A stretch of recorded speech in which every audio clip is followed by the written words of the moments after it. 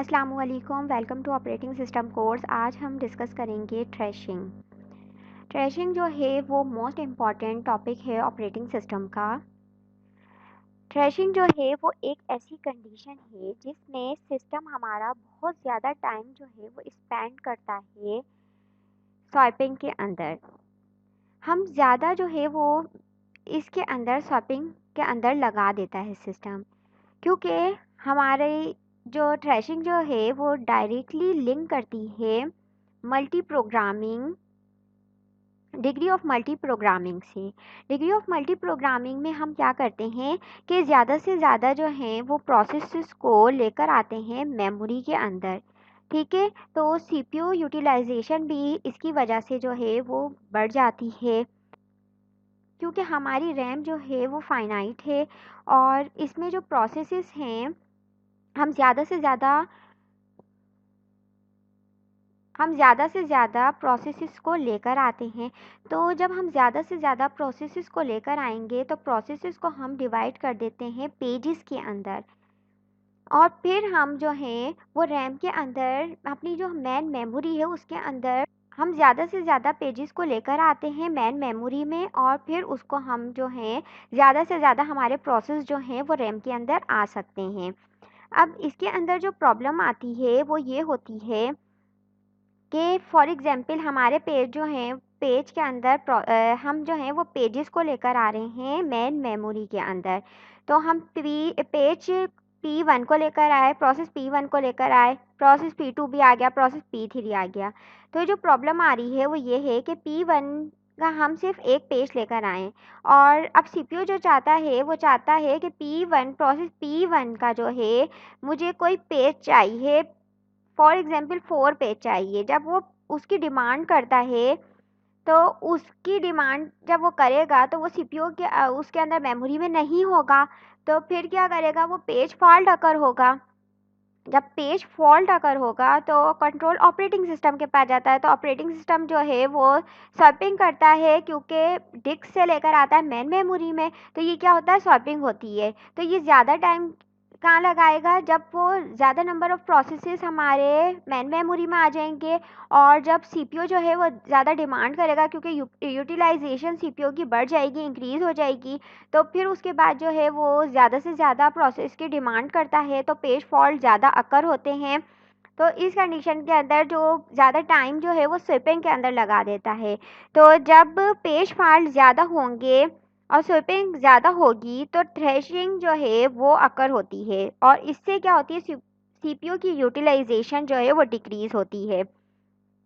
Process continues to fault, replacing page for which it then fault and bring back in right away. This high paging activity is called thrashing, और इसको हम thrashing कहते हैं। A process is thrashing if it is spending more time paging than executing. Execute में ज़्यादा time नहीं लगाएगा, paging में करेगा, क्योंकि pages के अंदर हम जो है प्रोसेस को रख देते हैं, तो फिर उसके अंदर ज़्यादा वो टाइम जो है वो पेजेस में लगाएगा। तो इसमें क्या होता है, सीपीयू की यूटिलाइजेशन जो है वो काफ़ी लो हो जाती है इस वजह से, और डिक्रीज़ होती है सीपीयू यूटिलाइजेशन, और पेज फॉल्ट जो हैं वो इसके अंदर काफ़ी इंक्रीज़ हो जाते हैं। अब हम चेक कर लेते हैं लोकेलिटी ऑफ रेफरेंस को, ये इंपॉर्टेंट टॉपिक है। इसमें क्या होता है, the locality model states that as a process executes its move from locality to locality.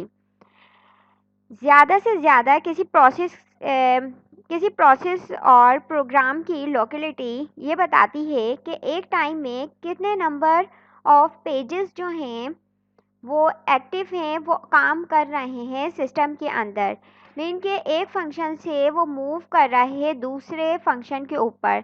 तो हर फंक्शन की जो लोकेलिटी है वो डिफरेंट होती है। लोकेलिटी जो बताती है कि कितने नंबर ऑफ पेजेस जो हैं वो एक्टिव हैं सिस्टम के अंदर। वर्किंग सेट मॉडल, थ्रेशिंग को रोकना होता है सिस्टम के अंदर, के इसको रोकने के लिए हम इस मॉडल को यूज़ करते हैं।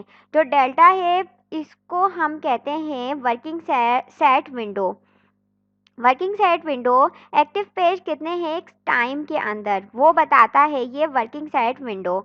तो हमारे ये डायग्राम में बनी हुई है।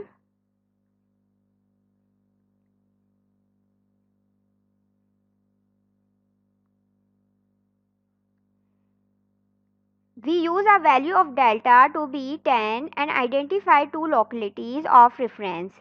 ठीक है, आइडेंटिफाई करें। हैविंग 5 पेजेस होंगे 1 के अंदर और अदर में 2 पेजेस होंगे। ठीक है, तो यहाँ से जो हमारा T1 है सोल्यूट उसके अंदर कितने होंगे 5 पेजेस होंगे 1 2 3 4 5।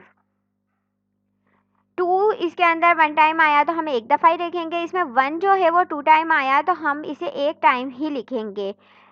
बाकी हमारे पास 5 जो है वो 2 टाइम आया है तो हम एक टाइम ही लिखते हैं। 6 को भी हम एक टाइम लिखेंगे और 7 को भी हम 1 टाइम ही लिखेंगे।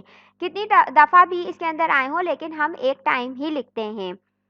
इसके अंदर भी हम 3 और 4 को लिखेंगे क्योंकि 3 4 रिपीट हो रहे हैं तो बार बार नहीं लिखेंगे, सिर्फ हम एक टाइम ही लिखेंगे। और जब हम इसको टोटल करेंगे इसका जो फॉर्मूला है वो ये है D is equal to sum of W S और SI।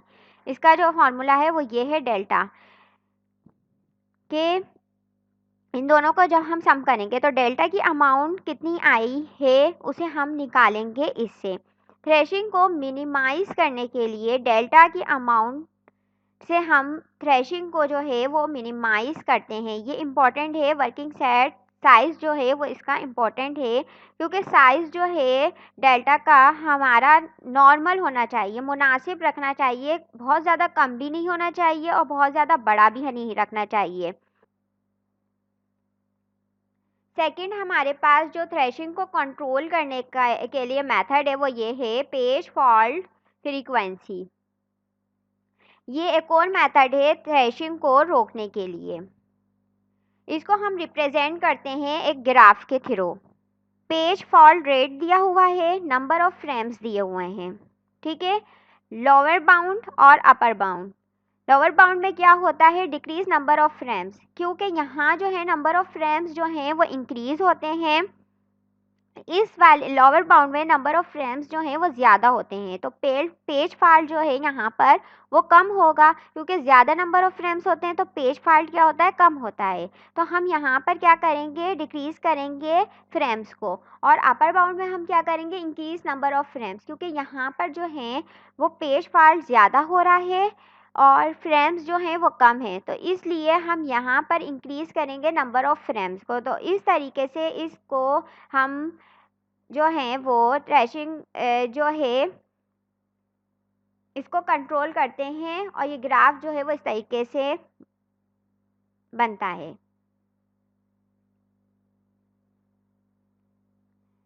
Pre paging.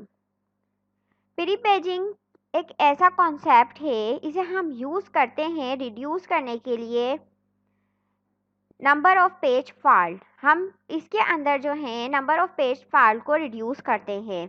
इसमें क्या होता है ये एक ऐसी स्ट्रेटजी है कि हम मेमोरी के अंदर पेजेस को लेकर आ जाते हैं। एक ही टाइम के अंदर तमाम पेजेस को हम मेमोरी में लेकर आ जाते हैं। और हम डिमांड पेजिंग में क्या करते थे, डिमांड पेजिंग में हमारे को जब नीड होती थी तो हम उसको लेकर आते थे मेमोरी में। बट प्री पेजिंग में हम क्या करते हैं पहले से ही हम पेज को मेमोरी में लेकर आ जाते हैं। तो डिमांड पेजिंग का जो सबसे बड़ा ड्रॉबैक था उसको ये ख़त्म ओवरकम कर रहा है क्योंकि डिमांड पेजिंग के अंदर पेज फॉल्ट ज़्यादा इंक्रीज़ हो रहे थे और इसके अंदर लार्ज नंबर जो है ये रिड्यूस कर रहा है पेज फॉल्ट को।